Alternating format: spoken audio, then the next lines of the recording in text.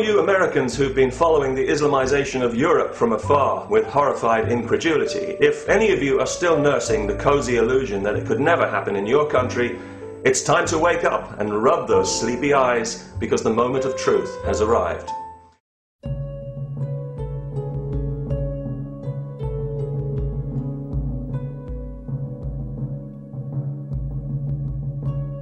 That is why there is a mosque in every state in our union and over 1,200 mosques within our borders. In case you haven't heard, there's a plan afoot to build a 13-story Islamic center and mosque a few yards from Ground Zero in New York. A plan that's been enthusiastically welcomed by politicians and civic leaders eager to show how tolerant they are at other people's expense. Is it possible to be astonished but not surprised? Apparently it's not enough that nearly 3,000 innocent people had to lose their lives in a hideous act of religious mass murder, but now their memory has to be insulted as well, and the religion that murdered them allowed to build a towering triumphalist mosque on the ground where they died.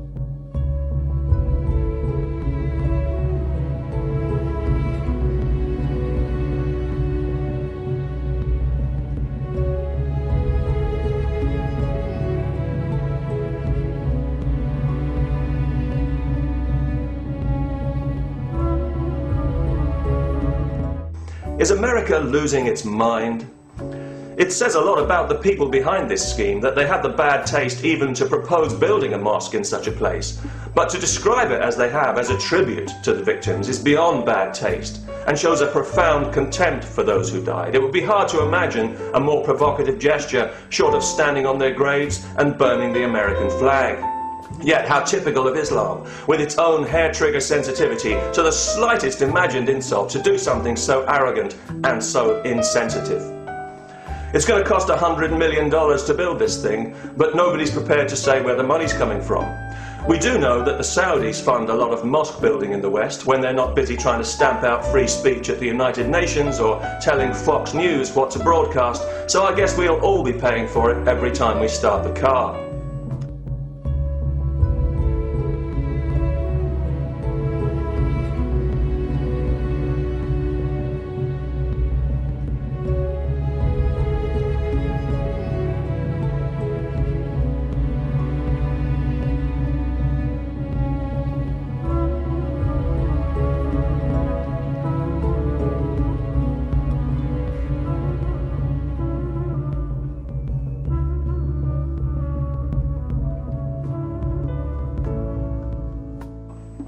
You know, it seems to me a much more appropriate place for a mosque in New York would be the United Nations building itself, because that organization has become so Islamo-friendly in recent years that frankly I'm surprised it doesn't already have a minaret.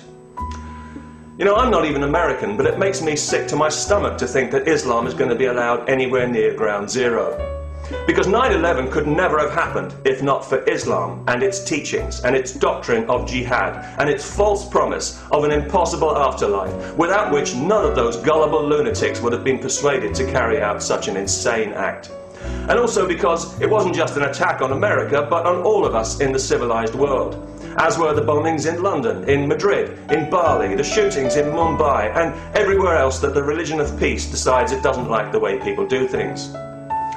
Any religion that endorses violence is incapable of delivering spiritual enlightenment. How obvious does that have to be? And it has no right even to call itself a religion. Without the shield of religion to hide behind, Islam would be banned in the civilized world as a political ideology of hate, and we have no obligation to make allowances for it any more than we do for Nazism. It's a bigger threat to our freedom than Nazism ever was. Yes, both are totalitarian and both divide the world unnecessarily into us and them, the pure and the impure, and both make no secret of their desire to exterminate the Jews.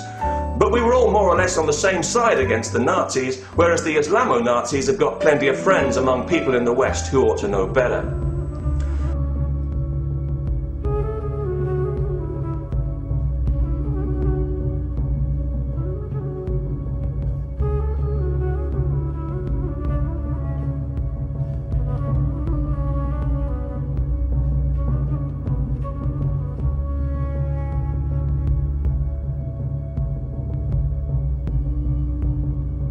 American politicians now regularly make the kind of dimmy noises about diversity as an excuse for Islamization, the same kind of thing that we've become so depressingly familiar with in Europe.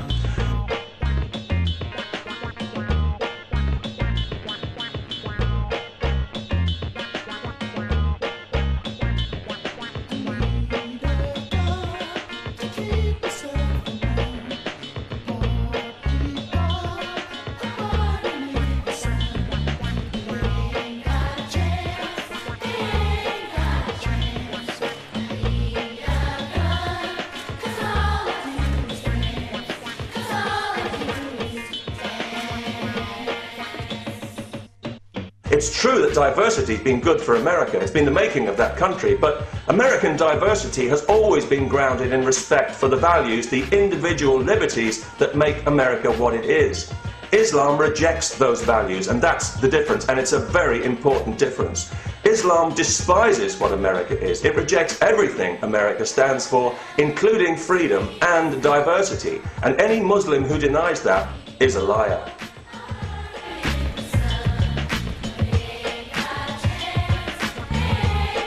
Let there be no doubt, Islam is a part of America.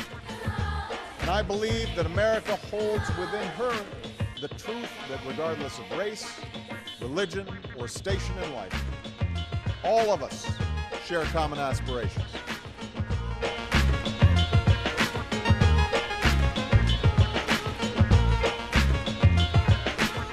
The organisation behind this scheme is called the Cordoba Initiative, and the building is to be called Cordoba House. And this is because Cordoba, or Cordoba, is the city in southern Spain where Muslims built their first great mosque at the start of, and as a symbol of, their conquest of Spain. The Ground Zero Mosque is intended to serve the same purpose in America.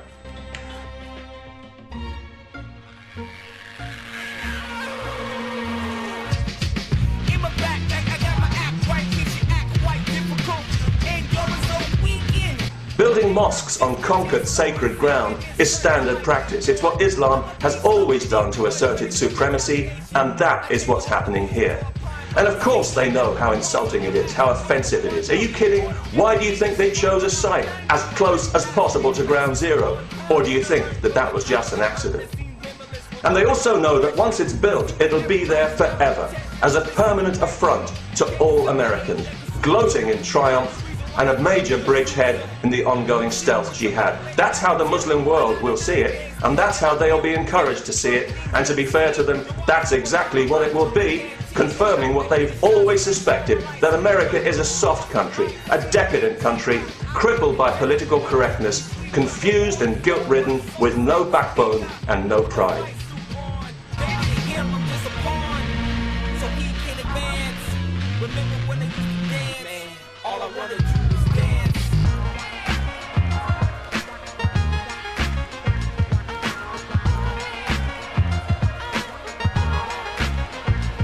They plan to open it next year, on September the 11th, the 10th anniversary of the atrocity. Is that tasteless enough for you? I'm surprised they haven't organised a 757 flypast. But you know, it doesn't have to be this way. Here in London, we had a similar situation just recently where they wanted to build a gigantic mosque to overshadow the Olympic Games.